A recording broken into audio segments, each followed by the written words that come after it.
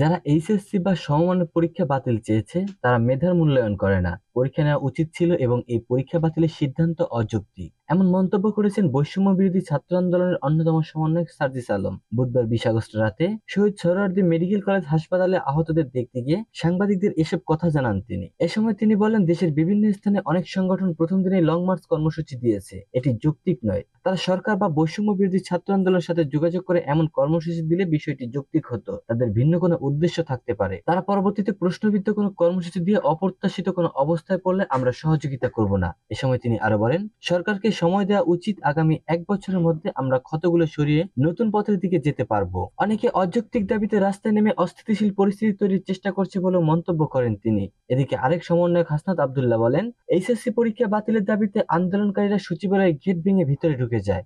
খবর পেয়ে সেখানে গিয়ে তাদের কয়েকজন প্রতিনিধি নিয়ে সচিবের সাথে কথা বলতে চাই, কিন্তু তারা কোনো প্রতিনিধি না দিয়েই সবাই সচিবালয়ের উপরে উঠে আসে। এরপর তারা আন্তঃশিক্ষা বোর্ডের চেয়ারম্যান ও সমন্বয়কদের অবরোধ করে রাখে। তাদের বোঝানোর চেষ্টা করলে তারা শুনেনি। এক পর্যায়ে তারা অবরুদ্ধ করে রাখলে শিক্ষা উপদেষ্টা ও প্রধান উপদেষ্টার সাথে আলোচনা করে পরীক্ষা বাতিলের সিদ্ধান্ত হয়। এ সময় তিনি আরো বলেন, আমরা পরীক্ষা বাতিলের বিষয়টিকে কখনোই সমর্থন করি না, কারণ পরীক্ষাই একজন শিক্ষার্থীর মেধার মূল্যায়নের একমাত্র মাধ্যম। আন্দোলন সফল বা দাবি জানানোর কিছু কাঠামোগত প্রক্রিয়া রয়েছে। প্রথমে সংশ্লিষ্ট কর্তৃপক্ষকে বিষয়টি জানাতে হয়। তারা না শুনলে স্মারকলিপি দেওয়া যেতে পারে, কিন্তু প্রথমেই অনেকেই রাজপথ দখলের কর্মসূচি দিয়েছে বলেও মন্তব্য করেন তিনি।